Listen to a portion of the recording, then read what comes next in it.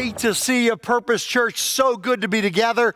Today we're continuing our 2023 series in which we cover 66 books of the Bible in 52 weeks. The title of our series is Jesus on Every Page.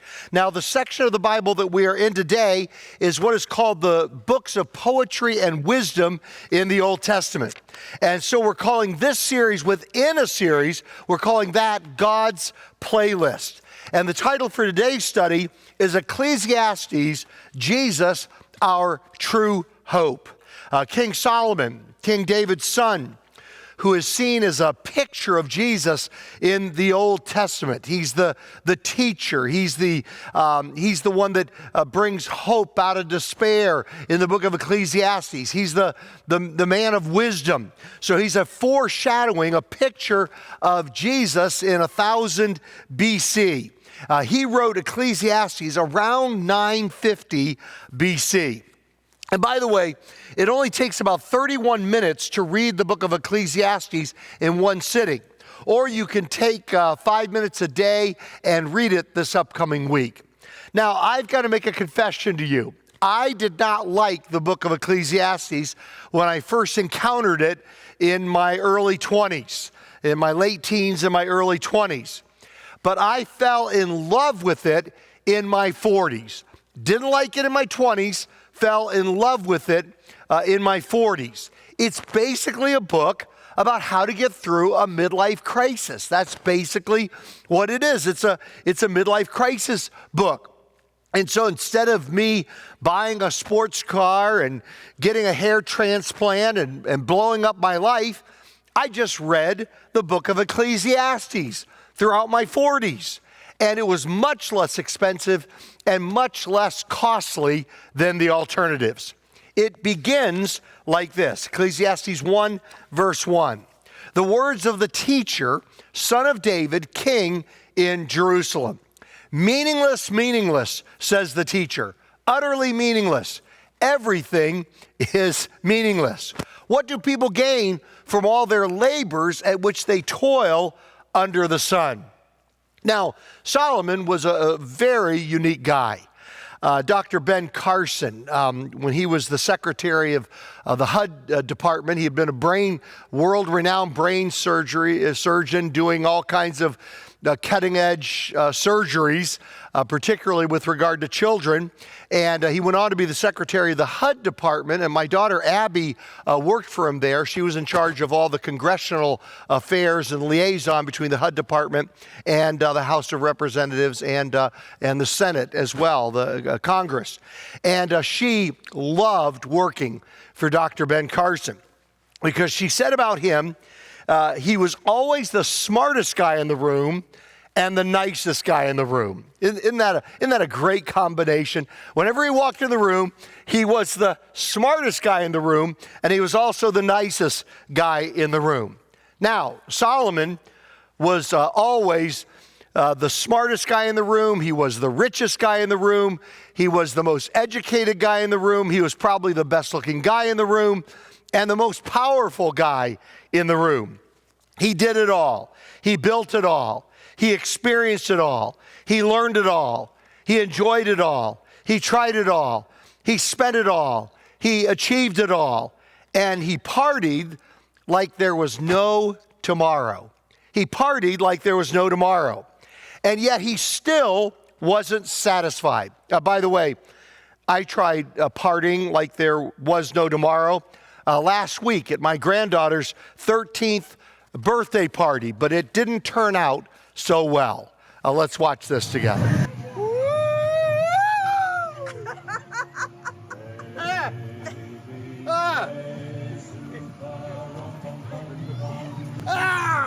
gonna break your hip today, boy? Say God save you. Okay. Maybe I should quit out of my head.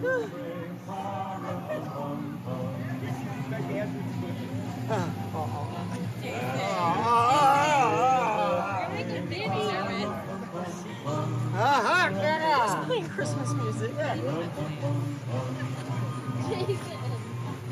There you go, Glenn. Okay, I'm gonna get out now. He's in. Can I get out? Yeah.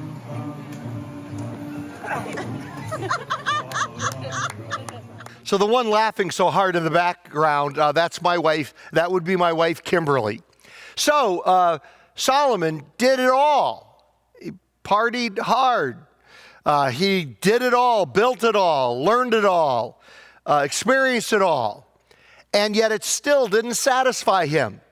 And so Solomon came to this conclusion, two principles from the book of Ecclesiastes. Number one, if there is nothing but nothing under the sun, our only hope must be above it. And number two, if a man who had everything, investigated everything visible, and found nothing of value, then the one thing he needed must have been invisible. And here's the good news he concludes with by the end of the book. First of all, eternity remains. Even though the stuff of this life fades, eternity remains. Ecclesiastes 3, verse 11. He has made everything beautiful at its time. When you place your life under the control of God, follow after Jesus Christ, let him write your story. He makes everything beautiful in its time. He also has set eternity in the human heart. There's a reason why the stuff of this life doesn't satisfy you, because you weren't made for this life. You were made for eternity. And so it's only going to be eternal things that will ultimately satisfy you. So eternity remains. Then he concluded that obedience satisfies. He says at the last chapter of the book, chapter 12, verse 13, now all has been heard. Here is the conclusion of the matter. Fear God and keep his commandments, for this is the duty of all mankind. And so the good news is that even though this life doesn't remain, eternity remains. Even though this life doesn't satisfy, obedience satisfies. And even though people will not remember you, God remembers you. Last verse of Ecclesiastes goes like this. For God will bring every deed into judgment, including every hidden thing, whether it is good or evil. Now, we tend to emphasize being afraid of the wrong in our life being judged by God. And yes, we should be, and that's why we need Christ. But remember, he's also watching the good, and he's going to reward that. And even if other people don't thank you, even if other people don't appreciate you, even if other people don't remember you, God sees everything you do. Every act of obedience, every following after, every act of service, every act of love, he remembers it, and he's going to reward you for it in the end. Now, probably the most familiar passage in the book of Ecclesiastes for my generation is Ecclesiastes 3, verses 1 through 8. Because the reason it's so well known to our generation is because the number one song in the nation in October 1965 by the Los Angeles rock band The Byrds, they basically just sang these verses, Ecclesiastes 3, verses 1 through 8. There is a time for everything and a season for every activity under the heavens. A time to be born and a time to die. A time to plant and a time to uproot. A time to kill and a time to heal. A time to tear down and a time to build. A time to weep and a time to laugh. A time to mourn and a time to dance. A time to scatter stones and a time to gather them. A time to embrace and a time to refrain from embracing. You know, let's go back to that for just a moment. Here we have it 3,000 years ago, a prophecy of the COVID pandemic. There is a time to embrace and a time to refrain from embracing. Now, verse 6, a time to search and a time to give up. Oh my goodness. How many times do I lose my glasses? How many times do I lose my cell phone? There's a time to search and then there's a time to just give up. A time to keep and a time to throw away. I think Solomon was talking about my closet when he said a time to keep and a time to throw away. A time to tear and a time to mend. A time to be silent and a time to speak. A time to love and a time to hate. A time for war and a time for peace. Now, Here, I'm going to do a little church family talk within my message. In addition to all the things that Solomon just listed, I would add there's a time to work and there's a time to retire from working. Now, this isn't going to be an announcement of my retirement, okay? So don't be sad or don't get excited either, all right? This is not an announcement about my retirement. Actually, what I want to share with you is a plan for me to continue to be your pastor, for a few more years.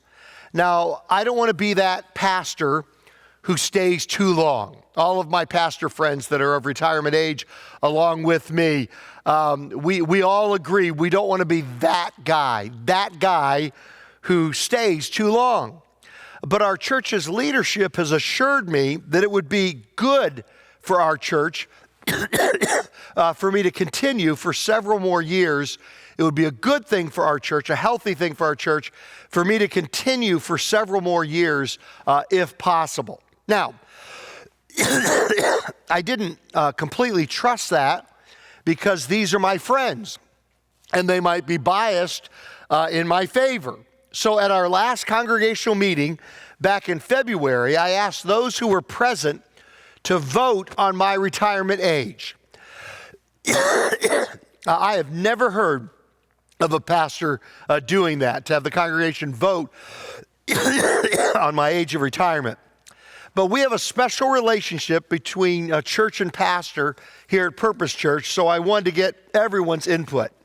Now, I only gave 3 options, 68, 69, or 70. That's the only 3 options I gave, 68, 69, or 70. And I even joked with them. I said, anything over 70, we'll just count that as 70. Anything under 68, we'll count as 68. There's no point in putting down 65 because that ship has already sailed. And the average, voting between 68, 69, 70, the average came out to 69.4. 69.4. Now, I'll admit to you, if I were on my own, I would probably retire this fall at age 67. I turned 67 in September. That's probably, if I were on my own, when I would have retired. But a year ago, Pastor Greg, our executive pastor, and Pastor Eric, our next-gen pastor, they came to me about a year ago and said, what can we do, Glenn, what can we do to keep you here longer? What can we do? And so a year ago, they started to share the leadership load and also provided a fresh vision for the future, kind of after the pandemic, kind of get us growing, a fresh vision once again. Now, there's a great picture of this in Exodus chapter 17, verses 8 through 13.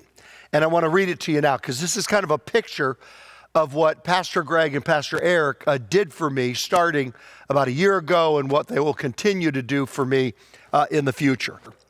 It says, the Amalekites came and attacked the Israelites at Rephidim.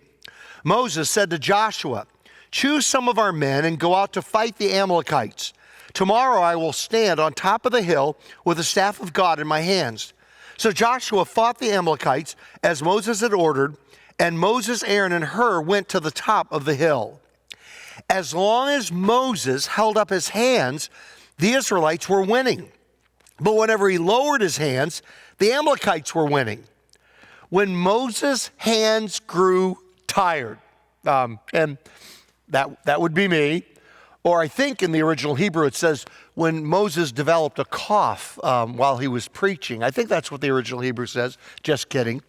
When Moses' hands grew tired, this is so cool. They took a stone and put it under him, and he sat on it. Aaron and Hur, that would be Pastor Greg and Pastor Eric, and really all of our staff here at Purpose Church.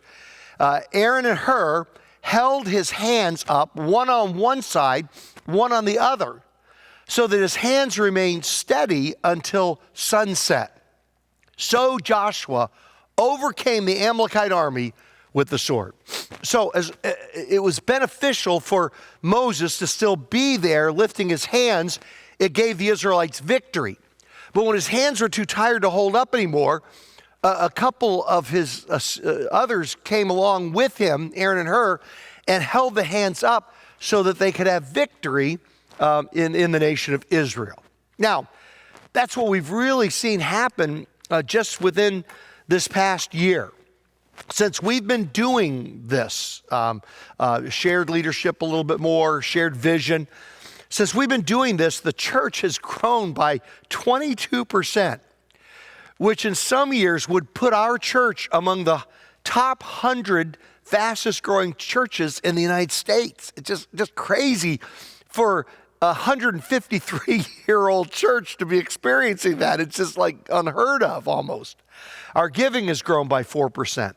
This month, just in the last week or two, we finished off paying for the $1.8 million worth of renovations we did here in the worship center over and above our regular giving.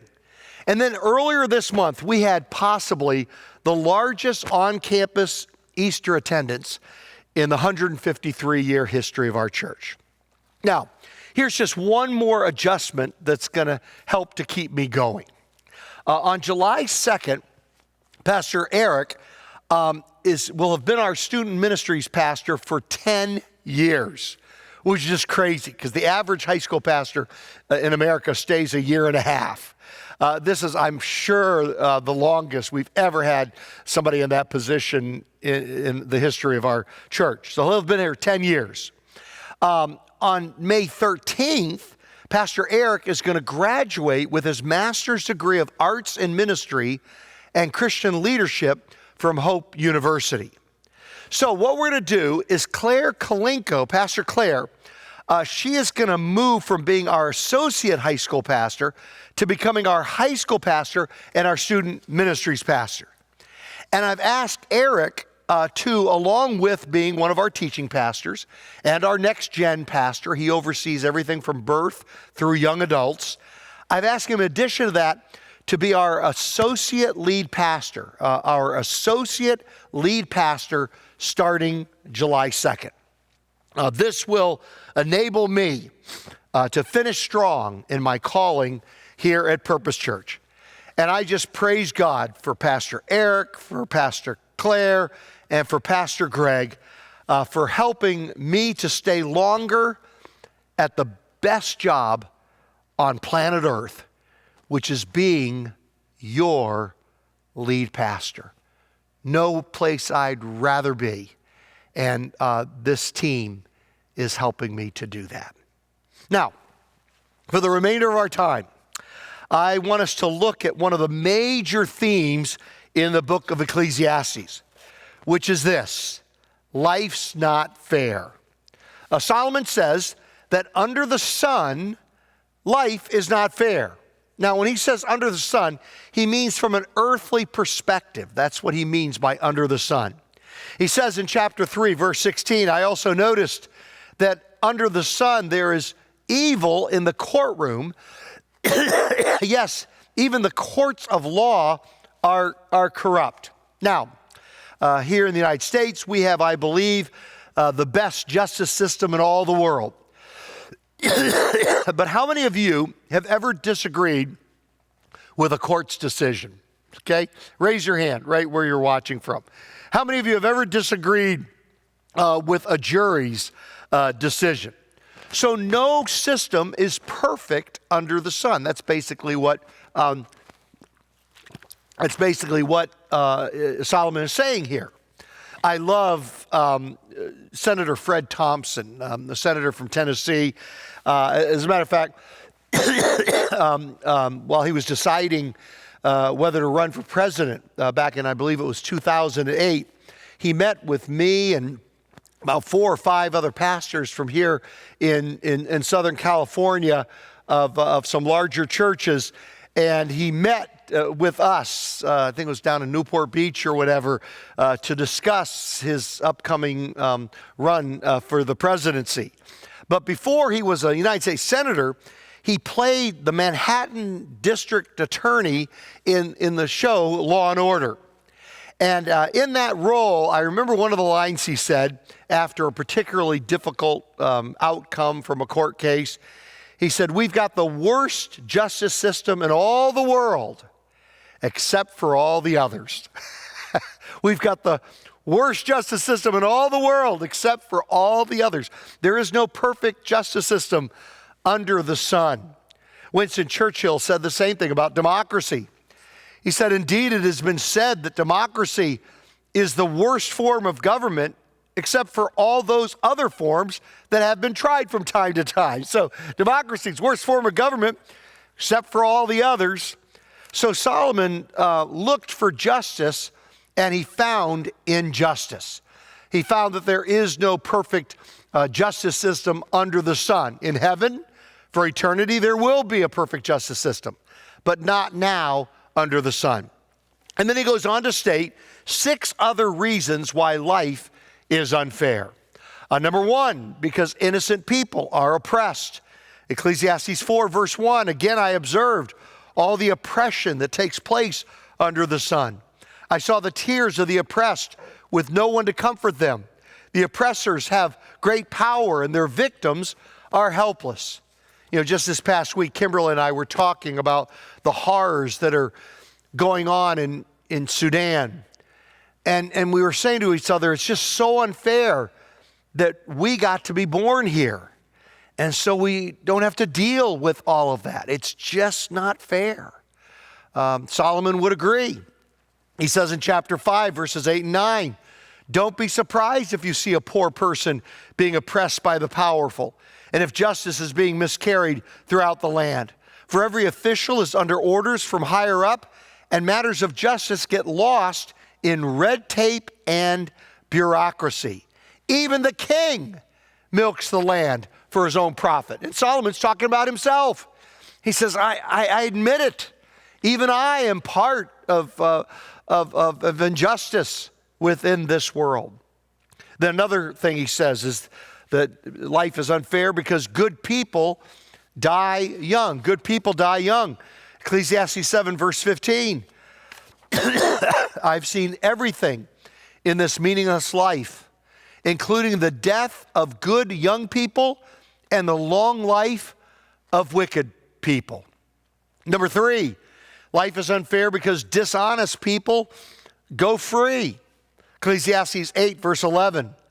"When a crime is not punished quickly, people feel it is safe to do wrong." Oh my goodness, if that wasn't written for today. This was written 3,000 years ago. But is it applicable today? When a crime is not punished quickly, people feel it's safe to do wrong. Some statistics I have, I don't know exactly how accurate they are. I know it changes from time to time, but only 1 in every 16 rapists spends any time in jail. 9 out of 10 people stealing things get away with it. 4 out of 10 murders are unsolved. Now, aren't you happy that you joined us online today? Pretty depressing stuff. But hang in there, okay? Because there's hope at the end. But let me give you a little bit of perspective, a little bit of oxygen, just so you can hang there with me until the end. And Solomon gives us a hint of where he's going with this in his conclusion in chapter 8, verses 12 and 13. Even though a person sins and gets by with it hundreds of times throughout a long life, I'm still convinced that the good life is reserved for the person who fears God, who lives reverently in his presence, and that the evil person will not experience a, quote, good life. No matter how many days he lives, they all will be as flat and colorless as a shadow because he doesn't fear God. Here's a 4th reason why life's unfair. Good people go unrewarded. Chapter 8, verse 14. And this is not all that is meaningless in our world. In this life, good people are often treated as though they were wicked, and wicked people are often treated as though they were good. And then it's like a statement of frustration from Solomon. This is so meaningless. This is so frustrating. And then number 5, another thing that's unfair is that hard work doesn't always pay off. Most of the time it does, but not always. Ecclesiastes 9, verse 11. I have observed something else under the sun. The fastest runner doesn't always win the race, and the strongest warrior doesn't always win the battle. The wise sometimes go hungry, and the skillful are not necessarily wealthy, and those who are educated don't always lead successful lives. It is all decided by chance, by being in the right place at the right time. Now back to this one here. He says, the fastest runner doesn't always win the race. Other things can come into play, other things that are random, out of his control, like this. Watch out for the deer! Ooh. Watch out for the deer! Ooh. Now, all of you parents who encourage your children to run cross country instead of play football because it was safer, you might want to think again. And by the way, the runner in that, he was okay. He was just fine. Another thing I got a kick out of, just an aside, is that it's a boys' race because the guys just kept running. They looked and they kept running. If that had been a girls' cross country race, I think they all would have stopped and made sure that the runner was okay. I'm just guessing here, but I think there could have been a little bit more concern rather than just look and so bad for you and keep running. I had the same thing happen to me in high school with bees. I was running the 2-mile at the College of William and Mary in Williamsburg, Virginia, my senior year in high school, and I was in the lead with a half a mile to go when a swarm of bees went through the crowd, and all the people in the stand start running onto the staff, onto the track. They were running onto the track, knocked me over, and I never regained the lead after that. Number 6, another reason life is unfair is because foolish people are given authority. Ecclesiastes 10, verses 5 and 6. There's another evil I have seen under the sun. Kings and rulers make a grave mistake when they give great authority to foolish people and low positions to people of proven worth. How many of you have ever asked, how did that fool get that promotion? How many of you have a fool for a boss? Just raise your hand. No, don't do that. Don't do that. Don't raise your hand, especially if you work at Purpose Church. I don't want you raising your hand on that one. How many of you have ever said, how did that foolish person get elected to higher office? Well, in a democracy, we're the one who did it. By voting for someone, or by not voting at all, or by not praying for our elected officials. Maybe we could pray foolish people into becoming wise people through the prayers of God's people, and we have a chance to do that. This coming Thursday, May 4th, is the National Day of Prayer. And so on that day, whether it's here at our church or whether it's on your own, pray for our elected officials. Even if you didn't vote for some of them, pray for them. And maybe we can pray those foolish people into being wiser people. Now, let's just wrap it up by talking about how to live under the sun. How should we live? If this is the way it is, this side of heaven, how should we then live? Number 1, be aware but not in despair. Be aware but not in despair.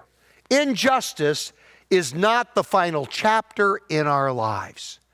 Let me just encourage you with that. Whatever injustice you're going through right now that you're facing, injustice is not the final chapter in our lives. Ecclesiastes 3:17. I said to myself, in due season. You hang on to the hope of that. Hang on to the hope of that.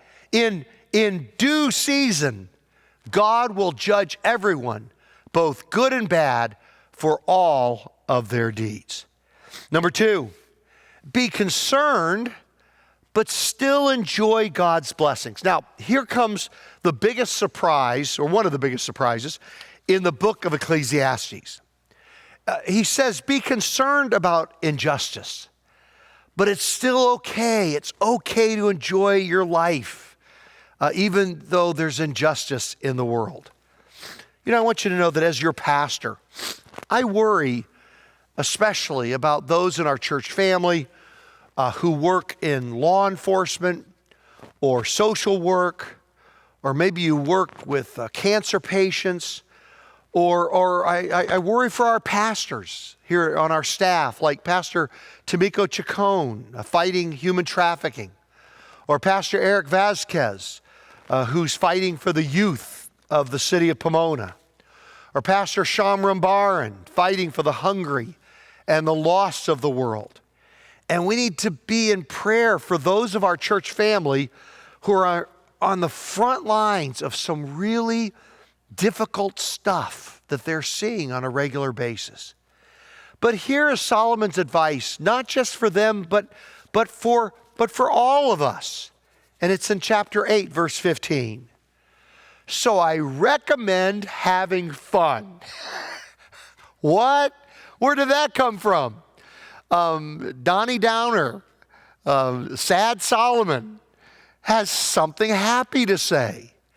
I recommend having fun, because there's nothing better for people in this world than to eat, drink, and enjoy life.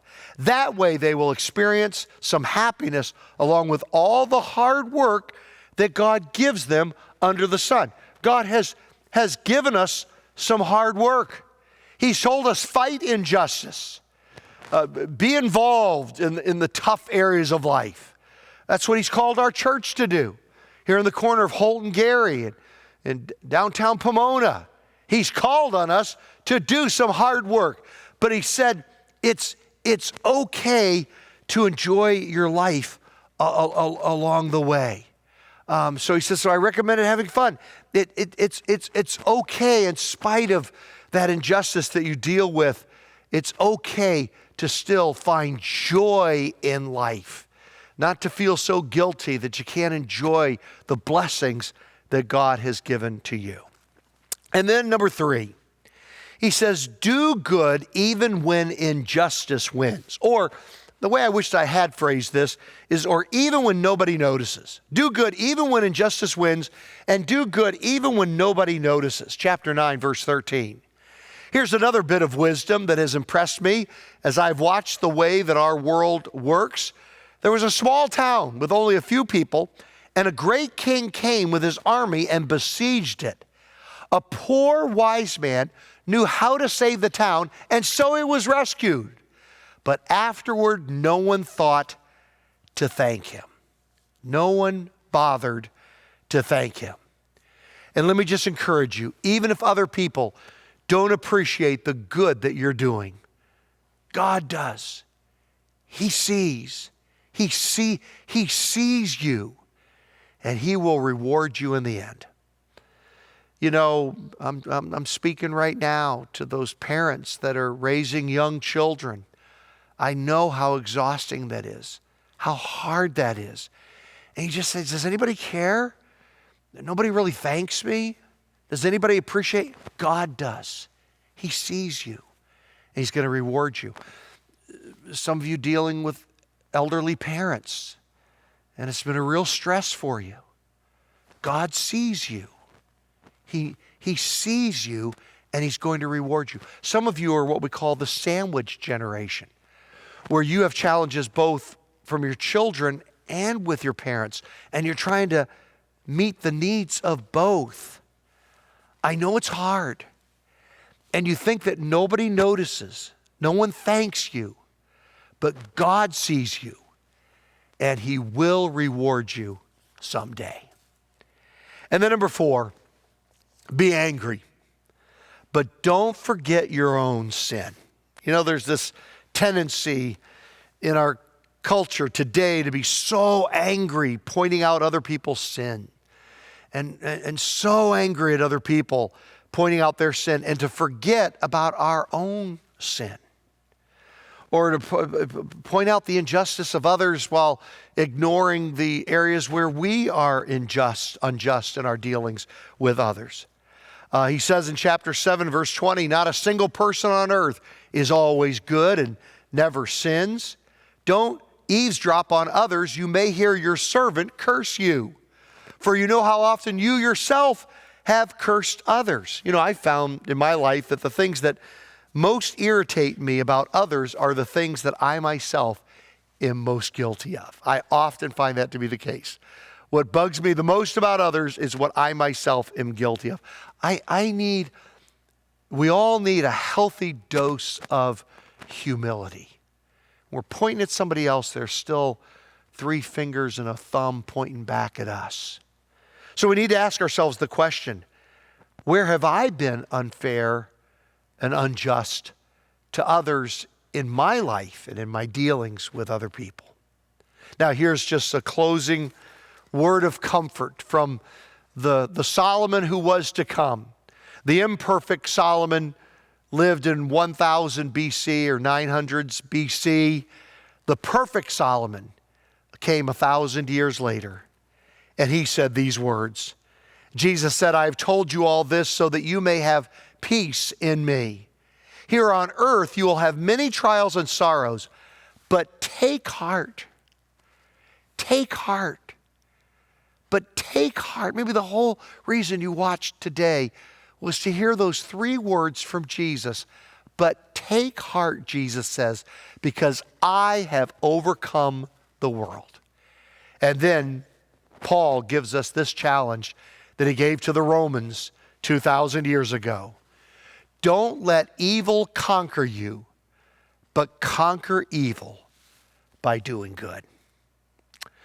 Lord, I pray for every person that's watching and joining us here on this online community. Lord, even when life's unfair, I thank you that there is hope in you, that it will not always be unfair. That take heart. We can take heart because Jesus has overcome the world and he will overcome it, and there will be justice in the end. Lord, help us to hang on to that hope. And in the meantime, under heaven, this side of heaven, help us to not let evil conquer us. Let it not cause us to despair, but help us to conquer evil by doing good. And we pray this in Jesus' name. Amen. We were broken, sinful, and wretched. A stain soaked deep into the fabric of humanity. Consumed by death, covered in darkness, lost in the wilderness, set adrift in the vastness.